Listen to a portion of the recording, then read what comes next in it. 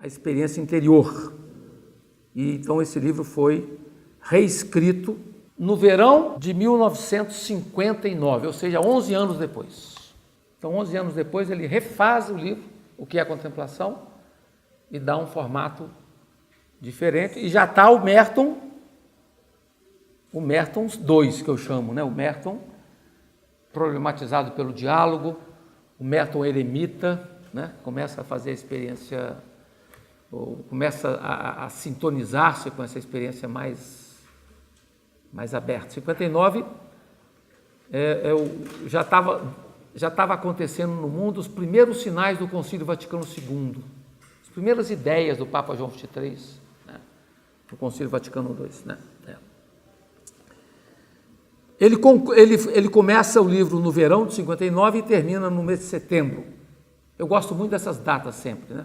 Setembro de 59. Né? Isso é Merton, que eu coloquei aqui no meu texto. Isso é Merton.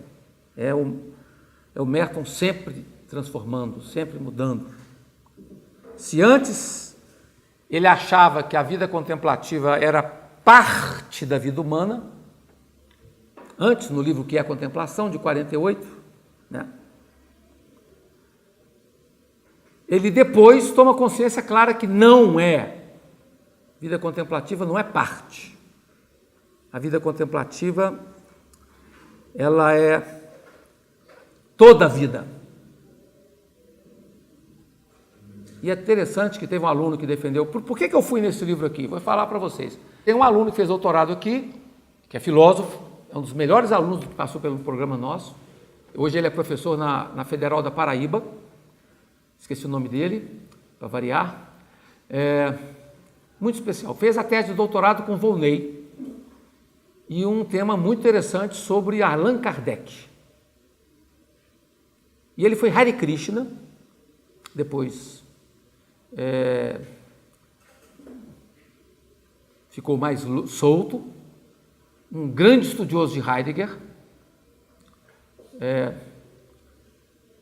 Aí ele postou, eu botei alguma coisa de Thomas Merton e ele falou assim, o que o Faustino postou no Facebook me fez voltar ao Thomas Merton. E ele chegou a ser monge, né? E aí ele faz uma citação deste livro, que me fez voltar ao livro e mudar a aula de hoje toda. Né? Quer dizer, o que um aluno faz na vida de um professor. Mas eu vou chegar ao ponto que esse aluno colocou, que eu achei muito legal.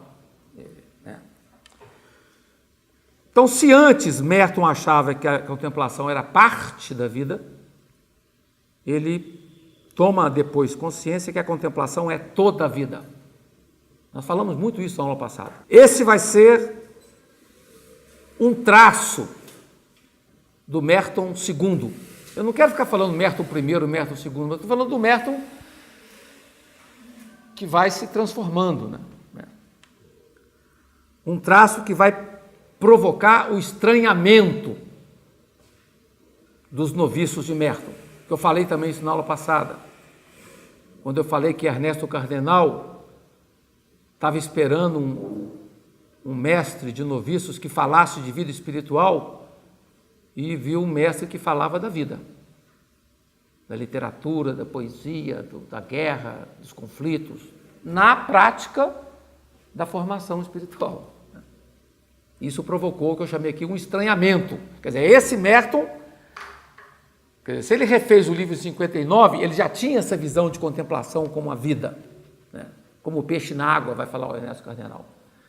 E isso provoca o estranhamento porque as pessoas estão acostumadas a ouvir que contemplação é outra coisa, é vida espiritual, é sair do mundo, é se fechar. E o Merton, então, vai fazer uma esplêndida reflexão crítica disso nesse livro aqui, para mostrar o que é a vida interior, né? Primeiramente. Né? Ou seja, uma perspectiva inovadora de contemplação. E aqui eu até coloco entre aspas, que a frase é dele, né? O que ele vai buscar mostrar, Merton, para os noviços dele, que ele era mestre de noviços, Por muito tempo ele foi mestre de noviços, né? Ele vai mostrar que a vida do contemplativo é simplesmente viver. Vocês não vão parar de me ouvir falar sobre isso nesse curso, como eu falei muito disso no curso de Zen Budismo, porque lá também é tempo todo isso, né? A vida contemplativa é simplesmente viver. Sentidos abertos, embora a palavra mística significa fechar os olhos, né? Fechar a boca, fechar os olhos, mien, né? E curioso aqui, a mística é abrir os olhos, quer dizer, essa dialética é interessante, né? Embora muita gente fala que você fecha os olhos para ver melhor, né? Muita gente fala isso, até em missa sétimo dia, né? Você fecha os olhos para ver melhor, né? Essa dialética, né? Eu estava com vontade de falar de morte aqui, mas não vou falar não, prometo. Talvez eu dê uma escapadinha no final e falo, mas é meu tema que eu estou trabalhando. Então Merton toma essa consciência nessa obra. Eu estava falando dessa obra do Merton, aliás, eu quero botar no nosso doutorado esse livro. Quero botar porque é legal para você entender o que é a vida interior, né? Porque, no fundo, o cuidado espiritual é vida interior, né? Eu acho, não estava previsto, mas a gente insere, né? Então ele vai mostrar para os noviços dele, e esse livro é de 59, portanto, na época que ele vai atuar como mestre de noviços, e a ideia é que a contemplação é simplesmente viver. Vocês estão começando a pescar o que é isso, sacar, ou intuir, essa alusão de que simplesmente viver, né? Que eu tenho falado também no meu outro curso, né?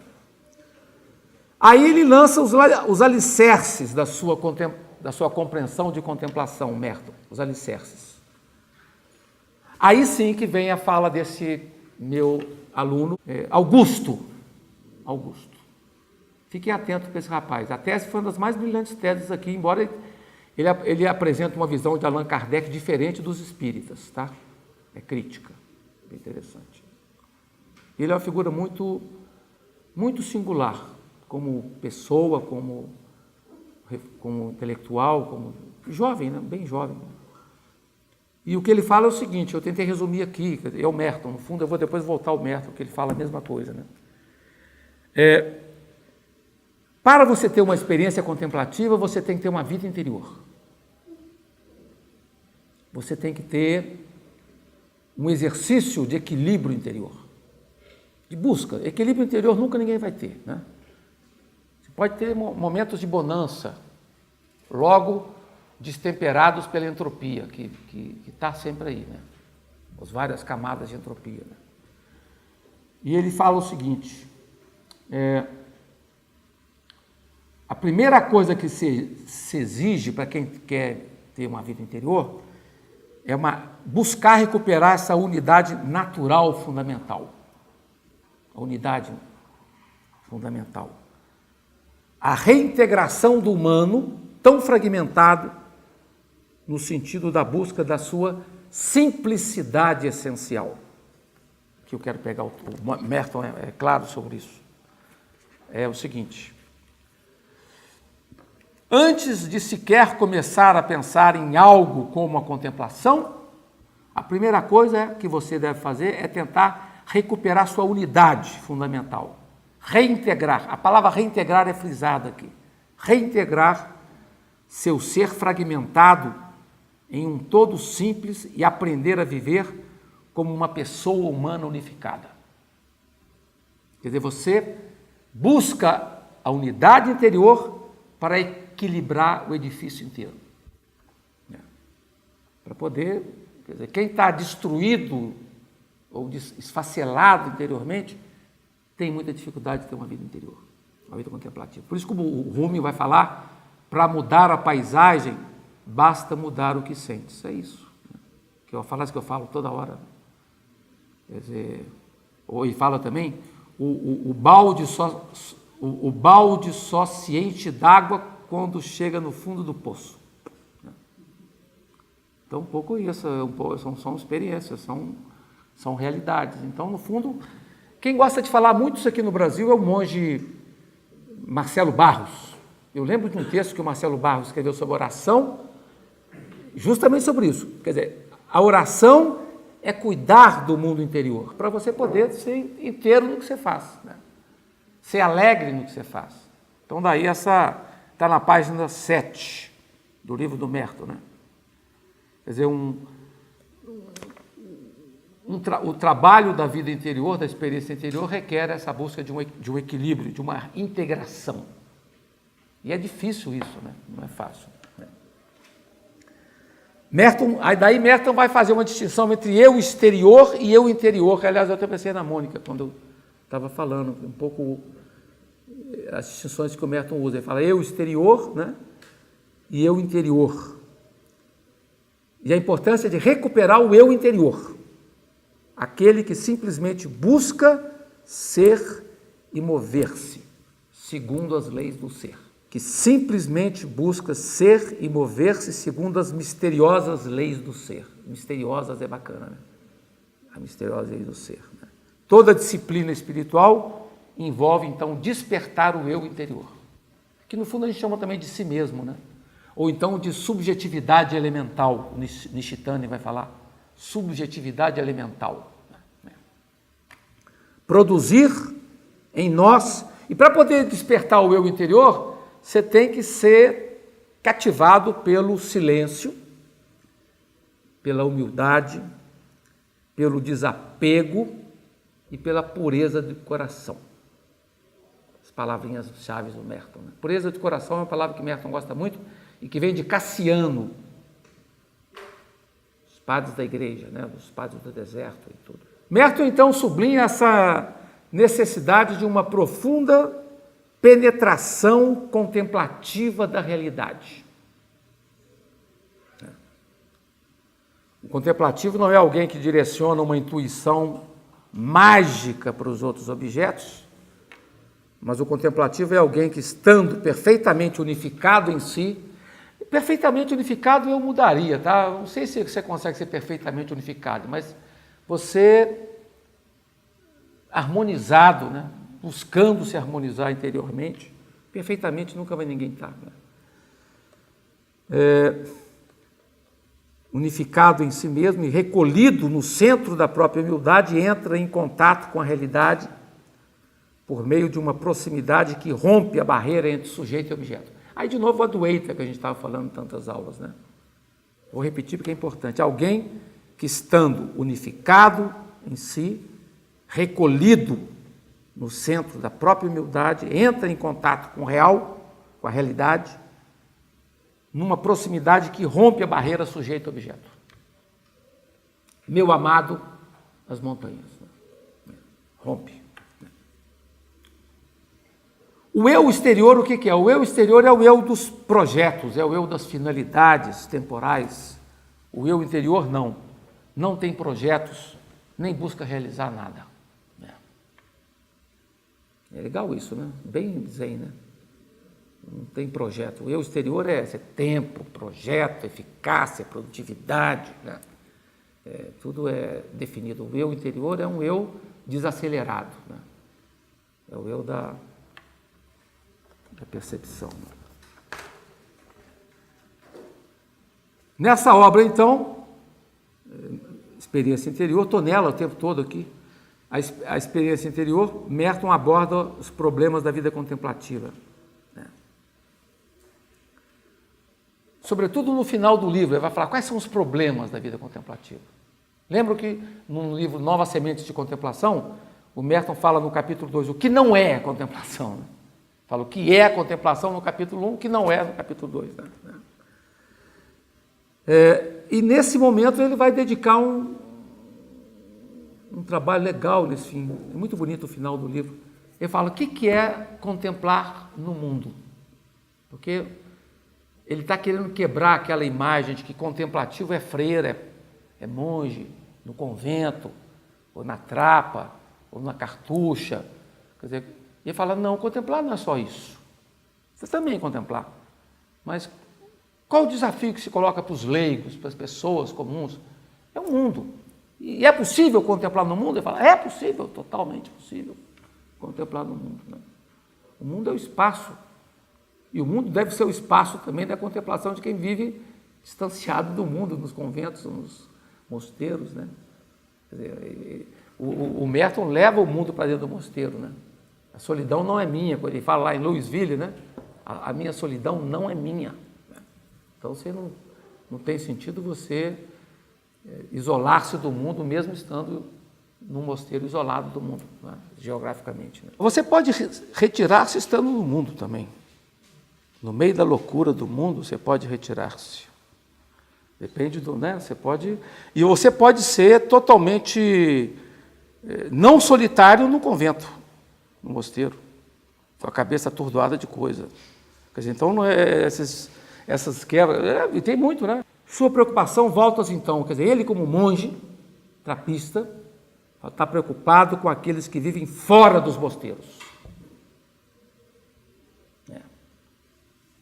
E anseiam por ter uma vida espiritual. É possível? Ele fala, sim, é possível. E dá algumas dicas preciosas.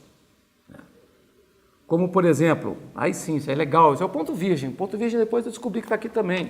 E é um livro que eu já tinha lido, né? Ele fala, que dicas que eu dou? Já dei essa dica para vocês aqui outras vezes, mesmo sem o Merton, né? Ele fala assim, prestem atenção nas manhãs. Prestem atenção nas manhãs. Os momentos mais ricos do dia, de manhã. Aqueles mais calmos, se é possível ter um dia calmo. No meu condomínio tem um dia calmo, mas talvez aqui na cidade menos, né? Ônibus, barulho, tá, abre garagem, levanta. Mas mesmo lá na Trapa, o Merton irritava com as máquinas, né? Com os tratores, a empresa que virou a Trapa nos Estados Unidos, né? Então ele não conseguia ter aquela calma que ele precisava também. Por isso que ele foge depois para o eremitério, né? Momentos ricos do dia, aqueles mais calmos, como os que marcam as primeiras horas da manhã. Merton era apaixonado pela alvorada, né? Ponto Virgem é um pouco isso que eu falava na aula passada, né? Onde se pode experimentar algo da paz e da solidão. O amanhecer, diz Merton, citação, o amanhecer é por natureza um período pacífico, misterioso, né? Pacífico, misterioso, perdi aqui, peraí, e contemplativo. Então é possível você buscar aqueles momentos propícios para o exercício da vida interior, né? Uma hora em que todos os seres pausam naturalmente e olham com assombro para o lado leste do céu. É isso. É uma coisa louca, né? Bonito nessa da natureza, né? Você vai começando a ver o Merton, você vai ficando atento a isso, né? Aí ele pega e fala do domingo, como eu falo sempre, aliás, o Moltmann também vai falar, o que é o domingo? É o dia da pausa, né? Você tem na semana um dia que você para, assim, em termos que os shoppings agora funcionam domingo, os mercados 24 horas, então já está cortando até isso também. As pessoas que querem buscar uma vida interior devem valorizar aqueles dias de quietação, como o domingo, onde o caminho contemplativo pode encontrar seu exercício peculiar. O que ele fala? O que é o domingo? O domingo nos recorda da paz que deve permear toda a semana. Lindo isso, né? Porque o domingo você recorda no domingo e se armazena do domingo para poder recordar da paz que deve permear toda a semana. Então, acho que é uma reflexão linda que está no livro, justamente no momento que ele está falando sobre contemplação no mundo, né? E não é à toa que em 59 ele escreve o livro, e nessa época mesmo, um pouco depois, que é Espectador Culpado, ele vai falar o tempo todo do Ponto Virgem, né? E se você pega o diário na intimidade do Merton nos anos 60, começo dos anos 60, ele vai falar disso também, que vai ser marcado por isso, né? Que é um tema que eu falei para vocês que vem da mística islâmica, né? O ponto, né? O ponto é o centro de referência do Tawhid, da unidade, que é o ponto diacrítico, é o ponto referencial do Corão. O livro do Corão começa com ponto, que é o Bismillah, né? A primeira sura do Corão começa com ponto diacrítico sobre o B, né? Então, é a força do ponto. E aqui então ele cita o Charles de Foucault. Eu trabalho muito, eu não tive nenhum aluno meu que estudou Charles de Foucault ainda. É um autor difícil.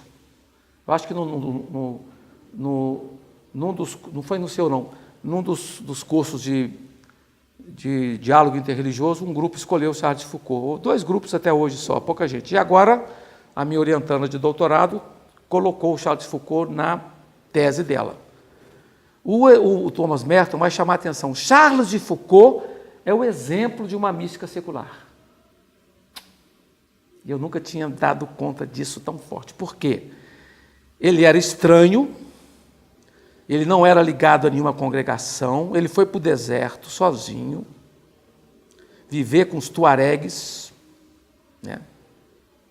Então o Merton vai pegando esse exemplo, assim, o que era? Ele falou, por isso, o Merton fala, por isso que as ordens místicas contemplativas católicas, cristãs, têm dificuldade com Charles de Foucault, porque ele não se enquadra no padrão de contemplativo, né? Isso ele fala nesse livro, né? Não se enquadra, né? E o Júlio Monchanan também, quem fez o meu curso de mística, de diálogo interreligioso, quando eu trabalho o Henri Lessot foi chamado à Índia pelo Júlio Monchanan. Estão lembrando do Monchanan? Só que o Monchanan era mais tradicional, o Henri Lessot foi mais arrojado. Mas o Thomas Merton dedica umas 3 páginas ao Monchanan, que ele nem fala do Henri Lessot, que eu não sei se ele não conhece, né? Como um exemplo de alguém que vai fazer uma vida contemplativa na Índia, num ashram, né? Num ashram que ele vai fundar junto com Henri Lessot. Então ele coloca o exemplo do Charles de Foucault e do Monchanan para mostrar que é possível uma vida contemplativa fora dos padrões normais, né? Padrões que causaram dificuldade às ordens contemplativas, né? E por quê? Por que causou dificuldade? Porque Charles de Foucault nunca frequentou um mosteiro, né? Sempre seguiu uma estranha inspiração pessoal. Deixa eu falar esse termo, estranha inspiração pessoal, né? Viver como um pobre entre os pobres. Porque aqui em Juiz de Fora não tem os irmãozinhos de Jesus. Volta Redonda eu trabalhei muito com as irmãs. Elas andam como pobres, vivem como pobres, né? Pedindo esmolas, trabalho super popular, super bonito e super despojado, né? Eu me identifiquei sempre muito com as irmãzinhas de Jesus, né? E peregrinando pelo mundo, pelo Brasil, eles andam, são peregrinos, né? Foram fundados, né? Foram a comunidade que nasceu sob a inspiração de Charles de Foucault, né? Os irmãozinhos e as irmãzinhas de Jesus. Então, ou seja, Charles de Foucault viveu a contemplação fora de uma instituição. Então é possível você viver vida contemplativa fora da instituição. Aí, nesse caso, te respondo também, né? O Charles de Foucault foi bem secular nesse sentido, né? Tudo isso, então, diz Merton, nos comprova que, como temos uma ideia estreita de contemplação, né? Pequena, fechada, por isso que ele está revendo o livro dele de 48, né? Fala, ali eu tinha uma visão fechada, pequena, a gente tem uma visão estreita, rígida, e quando ele fala rígida aqui, está falando da trapa, né? Horários definidos, né? Horário para isso, horário para aquilo, tudo bem rígido, né?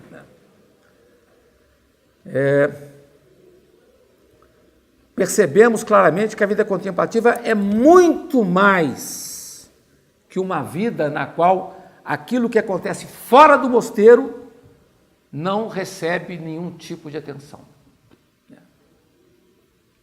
A vida contemplativa é muito mais que uma vida na qual aquilo que acontece fora do mosteiro não importa. Ou seja, aquilo que acontece fora do mosteiro importa. E não só importa, é essencial para entender o que é vida contemplativa, que é o tempo, que é o espaço, que é a vida, né? Ou seja, então quem está dentro ou fora do mosteiro tem que saber que vida contemplativa é a vida, né? Então você não pode fazer ele vai dar uns termos aqui que eu botei aqui que são bem interessantes. ele vai falar o seguinte aqui, né? A vida contemplativa não pode restringir-se em ficar sentado em silêncio, enrolado em si mesmo, mimando a experiência interior. Olha que forte, né? Me fez lembrar Santa Teresa de Ávila, quando ela fala assim, se irmãzinha fica tudo encapotada em oração aí, fica esse capote pesado no inverno, né? Rezando sem parar e sem escutar o clamor do templo, né? Mesma coisa que só que fala, essa expressão dele é muito forte, né? Vida contemplativa não é ficar sentado em silêncio. Daqui por coisa os zazen fica até muito complicado, né? Porque, se bem que o zazen, os místicos zen, falam que o zazen está na vida, né? Quando você acorda, você já faz zazen. Não é só a hora que você está sentado, virado para a parede, não. Então, você tem que entender o zazen como uma coisa mais ampla do que eu ficar sentado, voltado para a parede, né? Embora ali é um momento especial do zazen, né? Você pega aquele contemplativo tradicional que fala, que adora o Thomas Merton, pega uma coisa dessa aqui, deve ficar perdido, né? Eu acho que o Thomas Merton deve tumultuar a vida de muito contemplativo. Aí você escolhe que livro de Merton você vai ler, né? Porque o Merton mesmo de 49 para cá é um Merton assim, esse é o Merton, que eu leio ele assim, né? E não é à toa que eu fui ler o livro, esse Mertoniano, que saiu, fala assim, ó, nós não nos responsabilizamos por todo o conteúdo dos textos que estão no livro. Eu estou lá, e outros, né? Mas, aquela ideia de querer enquadrar o Merton dentro de um padrão de vida contemplativa beata, ensimesmada, que não é. O Merton é aquela alegria, aquela calça jeans, aquele jeito ousado, abusado de ser, né? Sorridente, irônico, esse é o Merton. O verdadeiro contemplativo, diz ele aqui, né, é alguém que não está menos interessado na vida normal que os outros e não está menos atento ao que acontece no mundo. Ao contrário, está mais interessado e mais atento ao tempo e ao mundo. Então, atenção ao mundo. Por isso que eu falei, atento à melodia das coisas, né? A melodia do tempo, que está fora do mosteiro. Né? Por isso que ele se irrita com a vida contemplativa, que se restringe ao mundo só espiritual, no sentido literal. Né? O fato de ser um contemplativo torna capaz de um interesse maior e de uma atenção mais profunda. E acrescenta ainda Merton, o contemplativo é quem está mais afinado com o logos do presente. O logos do presente. Com a situação do humano, que está mais imerso em seu mistério, mais familiarizado com seus sofrimentos, mais sensível às suas esperanças. É ele quem está em harmonia com tal. Harmonia com tal. Logo, não pode impedir-se de olhar atentamente para o mundo. Esse é o livro, a experiência interior. Que eu estou ligando aqui à experiência da solidão. Aí sim a gente passa para o 3.3 da aula passada, que eu corri tanto nele, vou voltar nele, que é o tema da oração. A oração como um dos lugares privilegiados da contemplação. E aí, por exemplo, para Thomas Merton, o lugar dos salmos. Tem um carinho pelos salmos. A relação de Merton com a tradição oriental, no sentido do cristianismo oriental, o exicasmo, que eu falei também, que está aqui nesse livro, tá? Questões Abertas, você falou dele hoje. Né? Questões Abertas, ele vai dedicar 2 capítulos aos monges do Sinai e aos monges do Monte Athos, para pegar um pouco a pista do exicasmo. Isso eu quero trabalhar aqui com vocês um pouco. Né? A oração. Alguns eremitas que ali viveram no Monte Athos, numa vida muito austera, né? No século XVI, sobretudo, eu falei até na aula passada sobre isso, chegaram a viver ali 20 mil monges e eremitas. Né? E aí eu coloquei, esse eu postei no Facebook, mas não trouxe aqui para vocês não. Fala assim, só poucos recebem o beijo de Deus. Aí eu fiz uma reflexão longa sobre a questão do mística e erotismo, que é muito legal, né? Interessante, né? O Cântico dos Cânticos começa a falar da boca, beijo na boca, né? São Bernardo de Claraval fala também de receber o beijo na boca de Jesus.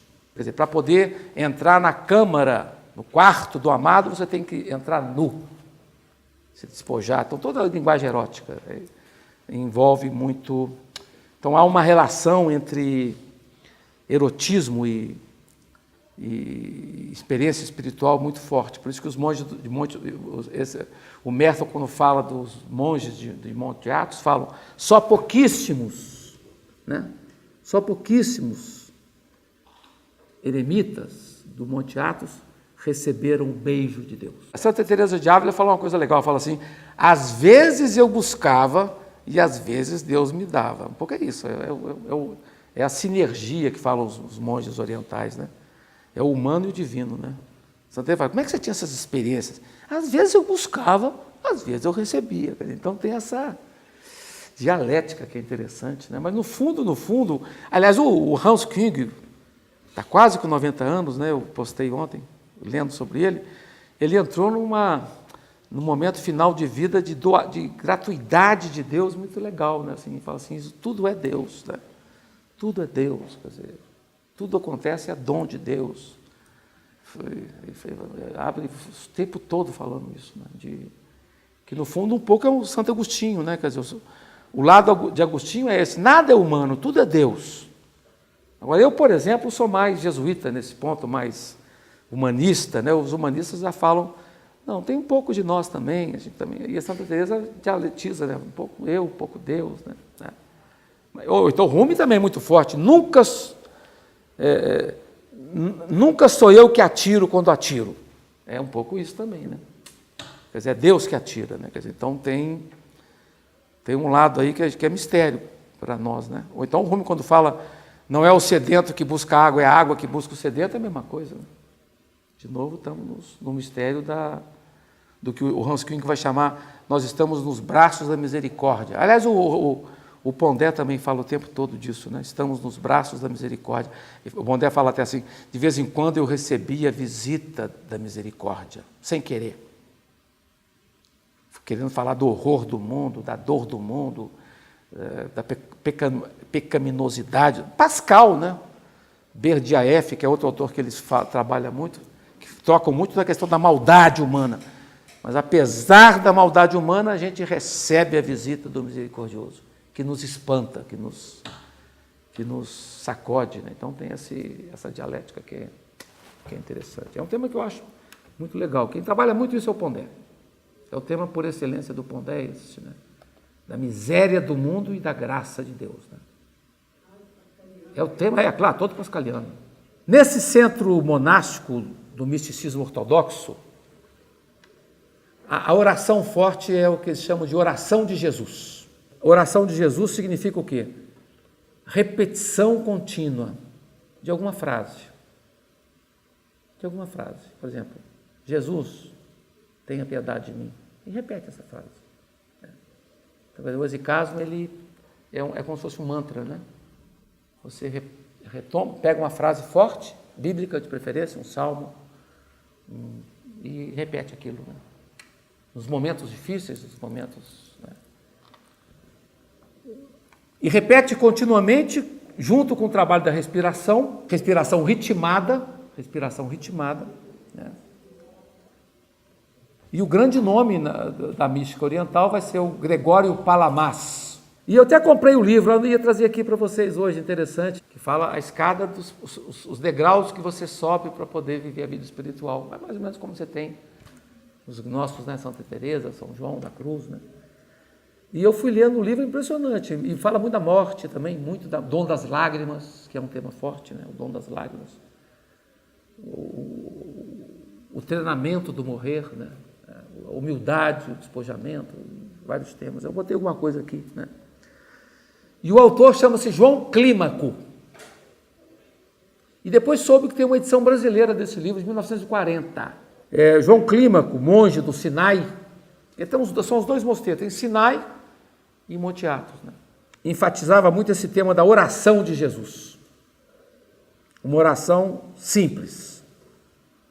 Na verdade, achava que o uso de muitas palavras, você usar muitas palavras para rezar, né, você dispersa a mente. Quer dizer, quanto menos palavras, mais presença do mundo interior. Então, daí que o exicasmo, né, ele prefere fórmulas breves e repete, retoma, né? Como tem o zikr no Islã, né, você repete, né? Eu falava para você na aula passada, fica 6 horas falando só isso, que é ele, é Deus, né? E mexendo o ombro, mexendo a cabeça, e respirando, é que todo mundo entra em êxtase. Você imagina você botar 30 derviches falando e mexendo nos braços, mexendo a cabeça, aquilo ali, chega um momento que você passou para outro mundo, né? Ou passou para esse mundo, né? Esse mundo que está sobre esse mundo, né? Então, a oração que usa muitas palavras é polilogia. Polilogia. E o exicasmo favorece a monologia. Repetição de uma única fórmula que envolve recolhimento. Você recolhe. A oração de recolhimento, né? O uso de muitas palavras é típico de quem está na fase inicial da vida espiritual. Aliás, Santa Teresa fala também isso, né? Se você precisa de texto para rezar, ou de terço para rezar, você está no começo da vida espiritual, né? Quem está avançado não precisa de nada, né? Às vezes nem fala, né?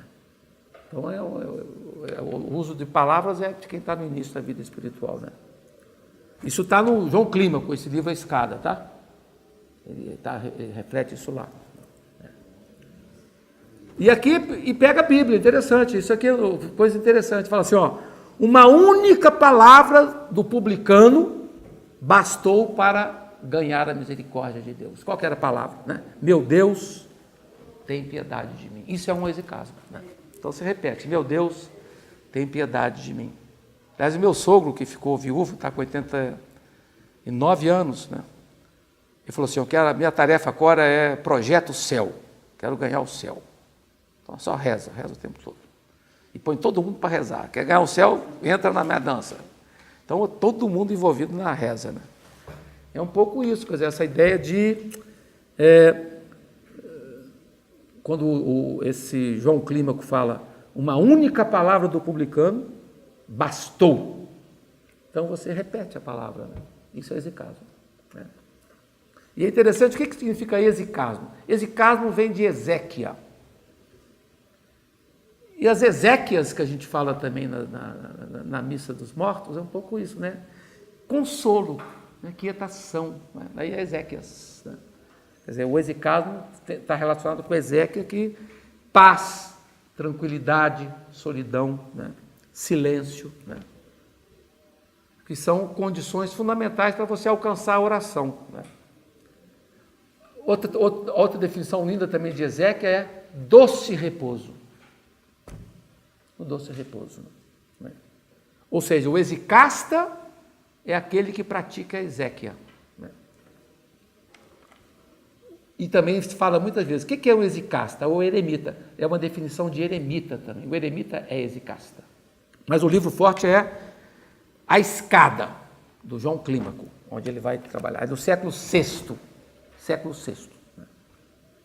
Outra coisa, ainda o exicasmo, né? O único grito de fé salvou o ladrão que morreu do lado de Jesus.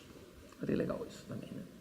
Basta um grito, basta uma palavra. Muito interessante essa questão, né? Você enche de palavra, não precisa de palavra, encher de palavra, né? E é interessante que a minha orientanda, a Adriana, que está fazendo tese sobre, como é que chama o autor? Gil. Jean-Yves Leloup, vem da tradição oriental, tá? Por isso que eu estou passando esse material todo para ela, sendo muito rico, né? Então, o exemplo clássico da fórmula exicasta é essa, né? Senhor Jesus Cristo, Filho de Deus, tem piedade de mim. Tem piedade de mim. Que no fundo foi o grito daquele cego Bartimeu, né? O grito do cego Bartimeu, que estava fora do caminho, como é que ele faz? Ele grita: Jesus, tem piedade de mim. Rasga as roupas, ele tira, vai nu para Jesus. Aí ele entra no caminho. Olha que interessante. Quer dizer, bastou um grito do cego Bartimeu para entrar no caminho. Estou fazendo sermão hoje, né? Interessante.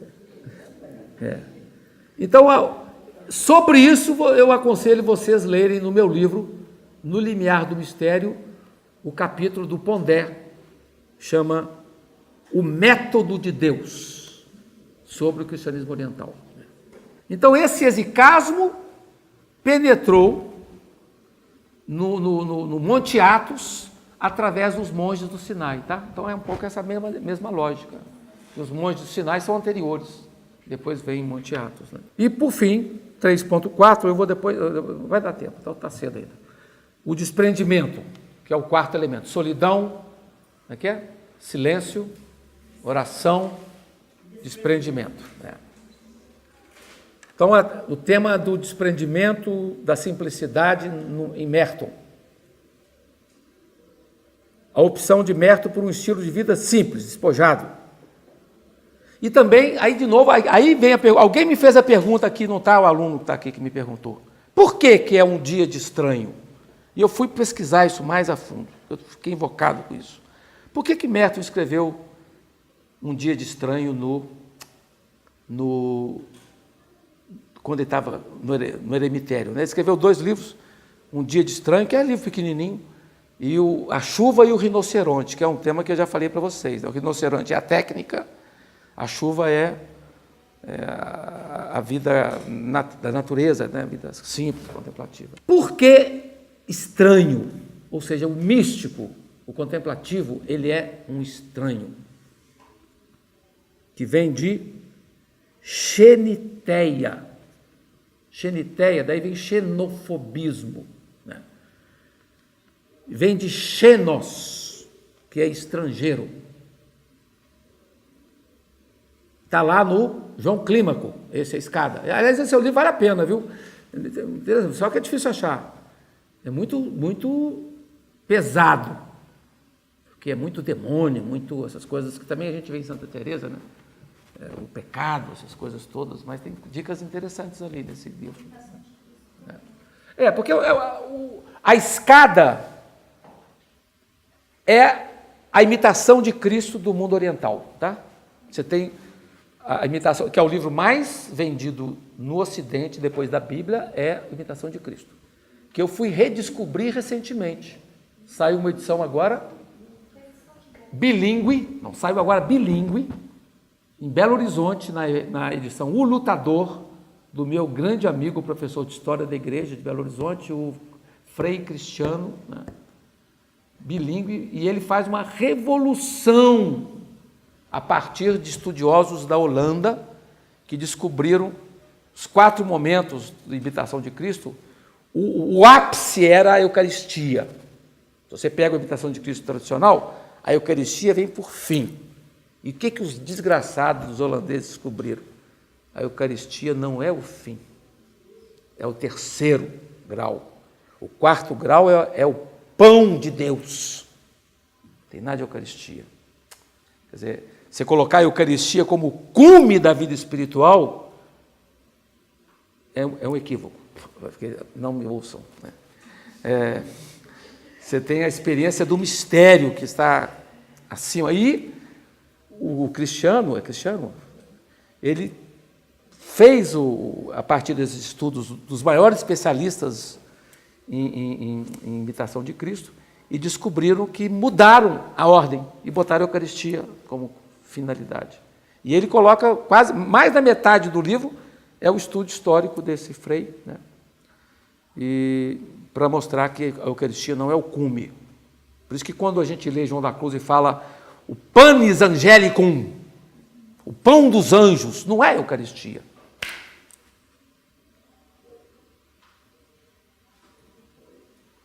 O pão dos anjos não é a Eucaristia. Você vê o Milton Nascimento cantando panis angelicum, tão bonito, né? Então você tem uma questão aí que fala que a Eucaristia aponta para uma comunhão maior, mais misteriosa, que está para além. Difícil, né? Mas é interessante. Então a escada é a imitação de Cristo do Oriente, né? Da Igreja Oriental. Né? Enquanto cidadão da cidade celeste, diz lá a carta aos Filipenses 3:20, né? Você vai ser um estrangeiro. Né? E sempre alguém que vive na humildade e no escondimento. Né? Escondimento. Aliás, João da Cruz também fala isso. Se você quiser entender o Deus escondido em você, você tem que se esconder também. Né? Para você captar o mistério do Deus escondido, você tem que se esconder. Né? Então é o escondimento. Né? Coloquei esse termo. Não, escondimento. É estranho, o escondimento com relação às distrações do tempo e tudo mais. Né? Eu botei uma nota que está no João Clímaco também. Né? Bem como, se você quer ser um contemplativo, diz o João Clímaco também ainda, você tem que ter, você não pode, isso também é muito tal, tá? É muito lá a luta de vocês. Você tem que ter ausência de preocupação. Amerímnia, ausência de preocupação. Ou seja, você não pode se preocupar. É muito difícil não se preocupar, né? A gente se preocupa o tempo todo. Eu me preocupo demais. Às vezes um defeito maior meu.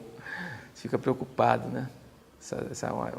O desafio tem um dos poemas do Chuang Tzu, que Merton coloca no livro dele, A Via do Chuang Tzu, fala como não se preocupar, né? Quando você...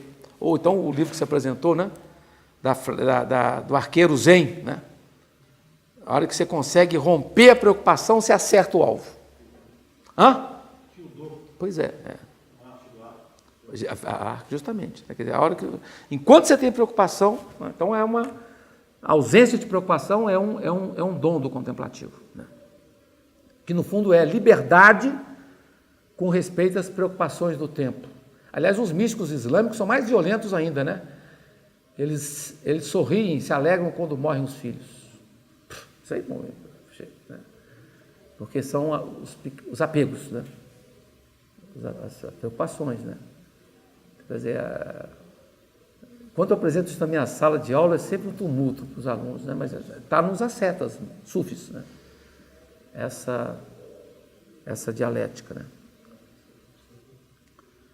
A ausência de preocupação é a obra principal do exicasta.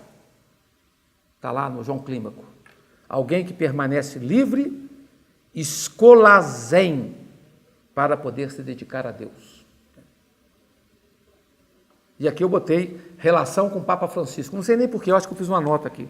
É porque eu quero trabalhar isso, né? A liberdade é um tema forte, Francisco. Né? Daí essa atração que Thomas Merton tem pelos padres do deserto. Né?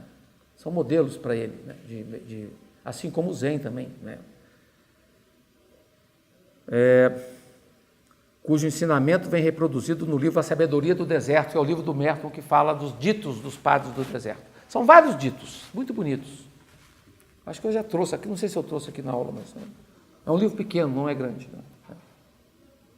Publicado no Brasil pela Martins Fontes, 2004. Os ditos dos padres do deserto. Né? A busca da pureza do coração e do descanso, quias, né? Da quietude, né? Quias, descanso. Né? E daí essa dinâmica de simplicidade na vida de Merton como um elemento forte. Eu só vou anunciar o tema que seria da aula de hoje, porque eu não vou trabalhar. Eu fiz bem pequenininho aqui, só para a gente poder manter a sincronia com o curso. Aí entra na parte 2 do livro do Sibelius, a contemplação no tempo e na história, né?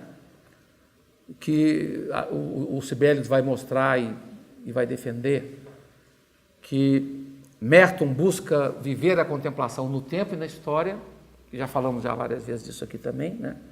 E quanto mais ele se aprofundava na experiência espiritual, mais ele descobria o seu tempo. É isso. Falamos isso aqui muito na aula passada também. Quanto mais ele se aprofundava na vida espiritual, mais ele descobriu o diálogo das religiões. Então é curioso. Quanto mais ele se adentrava, mais ele descobria o tempo, né? A riqueza do tempo. Né? Daí eu ter utilizado a expressão daquela pensadora espanhola, Zambrano, esse amor desaforado pelo todo. Aí ele vai dividir em dois momentos, né? O 4.1 nem quero entrar aqui, que ele fala das categorias, concepções de tempo e história, aí vai pegar mais os autores teóricos, não quero entrar nisso. Depois fala no 4.2 do diálogo com a sociedade e com a cultura, aí começa com Paul Tillich, né? Mas aqui ele vai falar, e aqui o exemplo bonito eu trouxe Montanha dos Sete Patamares, que é o seu tema, né? E eu quero chamar, eu não falei para vocês, mas aqui ele descreve, eu botei também no Facebook, depois quem quiser ver, a experiência que ele teve com a cultura, né? Em Cuba, e Cuba foi em 1940, e em Roma foi em 1930, 31 e 33, eu acho, duas vezes. A paixão que causou em Merton como é que chama? Os mosaicos bizantinos. Página 102, ele fala: foi em Roma que se formou a minha concepção de Cristo. Ele era ateu ainda. Só que depois disso ele vai para Cambridge, vai entrar para a loucura da vida universitária, aquela bebedeira, saição, mulheres e filho. Quer dizer, depois da experiência mística de Roma, ele teve uma recaída. Ele até fala assim, se eu tivesse seguido essa intuição, e foi tomado pelo mundo em Cambridge. Depois vai para Colômbia, em Colômbia, então ele descobre Etienne Gilson, e Etienne Gilson o faz descobrir a mística medieval, e com a mística, então, vem o passo da conversão. Então, mas já tem uma primeira conversão em Roma, por isso que eu quero falar para vocês rápido sobre o que é muito bonito isso aqui. Eu não tinha falado. Ele vai em Roma, se encanta com os mosaicos, e fala assim, esses mosaicos me falavam bem mais do que até então eu sabia da doutrina de um Deus que eu de poder infinito. O Merton vai se impacta com os mosaicos, né? E fala, o que mais me marcou nos mosaicos é uma paz interior. E realmente eu vivi isso também, paz interior. Mas agora que vem a experiência mística dele. Ele vai para o quarto à noite. Por isso que é perigoso o quarto, né? Às vezes você tem que dormir mais tarde. Em vez de dormir 10, você dorme meia-noite, para evitar esses arroubos da noite, né? Estava no quarto, era noite, a luz estava acesa. De repente, pareceu-me que meu pai, morto há mais de um ano, estava ali comigo.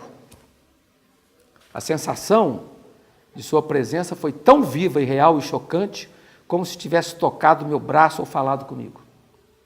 Tudo aconteceu num piscar de olhos, mas nesse piscar de olhos fui dominado por uma visão repentina e profunda da miséria e corrupção da minha alma. E fui transpassado por uma luz que me fez compreender um pouco da condição em que eu me encontrava. Fiquei horrorizado com o que vi. Acho eu que pela primeira vez na vida comecei realmente a rezar. Se foi imaginação, os psicólogos, né? Se foi sistema nervoso,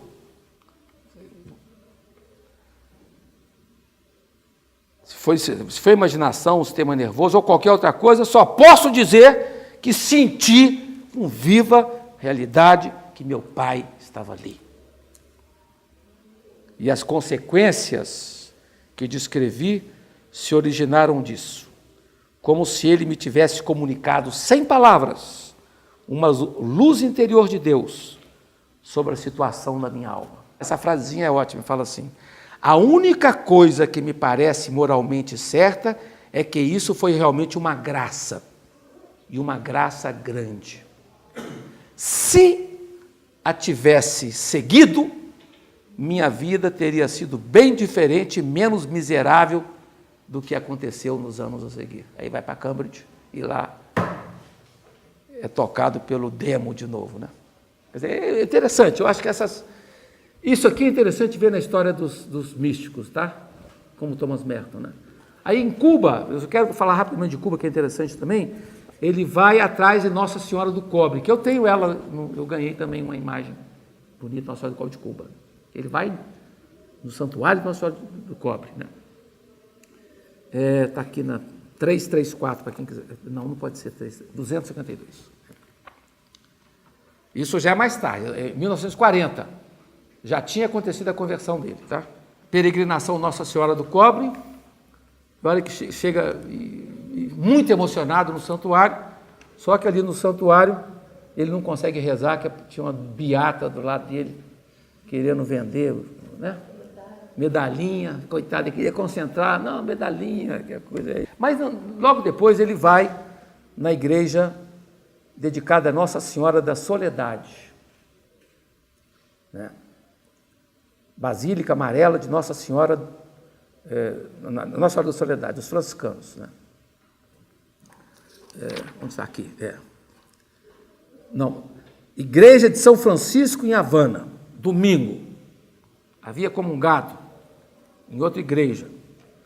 Aí está ali na igreja, na hora da consagração, o padre ergue a hóstia e ergue o cálice, coloca o cálice sobre o altar, aí aparece um frade com hábito marrom, com símbolo branco, para diante de crianças, e elas todas bradam: creio em Deus, creio em Deus. Aquele brado, creio em Deus, foi alto, vibrante, repentino, alegre, triunfante. Um brado sonoro que brotou de todas aquelas crianças cubanas numa jubilosa afirmação de fé. Agora vem o que ele fala. Então, repentina e definitivamente, como o brado das crianças 1000 vezes mais radiante, formou-se em minha mente uma certeza, uma compreensão de que havia acontecido sobre o altar a presença de Deus, pelas palavras da consagração, de modo a fazê-lo pertencente a mim. Essa é a experiência de Cuba. Então, anos 40, de novo, o Merton que fala da sua experiência. E tudo aqui o Sibelius coloca na parte que fala da cultura, porque foi uma experiência cultural, né? Que vai mostrar essa... E aí fala de Blake também nesse momento. Ele fala: meu amor por William Blake tinha algo da graça de Deus. Foi um amor que nunca morreu e que penetrou muito fundo no desenvolvimento da minha vida. Tanto é que foi tema do mestrado dele, William Blake. Que ele fala, é um autor difícil de entender, difícil de captar, mas explosivo nesse sentido, né? Aí aqui eu até coloquei outra frase do Merton falando o seguinte: Blake é, na verdade, extremamente difícil e obscuro. E há nele um pouco de confusão de quase todos os sistemas místicos heterodoxos, que é o seu tema de doutorado, né? Quer dizer, você vai entrar no mundo da confusão total, dos malucos, dos doidos. Beatnik é doido, e é muito questionado na academia. A academia, a ciência da religião, não gosta de beatnik nessa coisa. Por isso que o seu trabalho fica mais provocativo ainda, porque... Então tem isso, quer dizer, um pouco de confusão de quase todos os sistemas místicos, heterodoxos e heréticos que floresceram no Ocidente.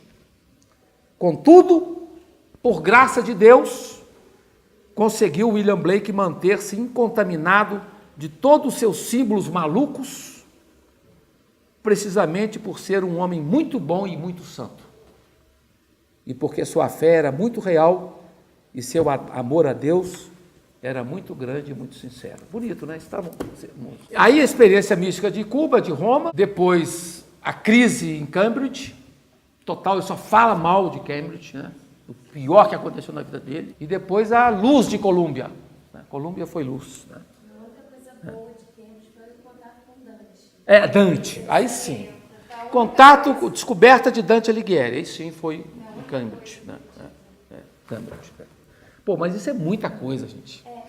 Tomar contato com Dante, aliás, o último livro do Marco Lucchesi, o penúltimo, é sobre Dante, lindíssimo, né? Ele faz um passeio com Dante, uma viagem com Dante, muito interessante. Bom, aí o Sibelius tenta fazer um mapa interpretativo do diálogo de Mérton com a cultura, muito legal. Ele fala cinco pontos. Primeiro, diálogo de contatos pessoais, é um diálogo que Mérton deu muita importância, né, pessoais. O diálogo de contatos intelectuais, grandes figuras intelectuais foram objeto de correspondência de Mérton e de experiências pessoais e visitas, né? Diálogo construído através da correspondência, as cartas, um diálogo de acompanhamento da agenda cultural do momento, o Mérton estava antenado pela agenda cultural, e o diálogo como experimentação, que é um pouco o seu tema, né? O flerte com as vanguardas. Ele flertou com as vanguardas, né? Flerte com as vanguardas. E termina o último ponto do nosso dia de hoje, 4.3, o diálogo com a teologia. Ele vai, no fundo, falar que ele nunca foi muito ligado à teologia, a abstração da teologia, a intelectualidade da teologia. Sempre a curtição dele foi a teologia mística e espiritual, menos a teologia acadêmica, especulativa, abstrata, né? Mas tinha uma sintonia com essa teologia também, por exemplo, Karl Rahner, né? Karl Rahner, Henri de Lubac e outros, von Balthasar. Aí ele vai falar que ele sintonizava com a teologia acadêmica do seu tempo, porque essa teologia ajudava ele a desenvolver o seu pensamento social e está sintonizado com as mudanças da reflexão sobre a fé que a teologia faz, né? Então, e tinha uma atração pessoal pelos teólogos mais ousados, Mérton.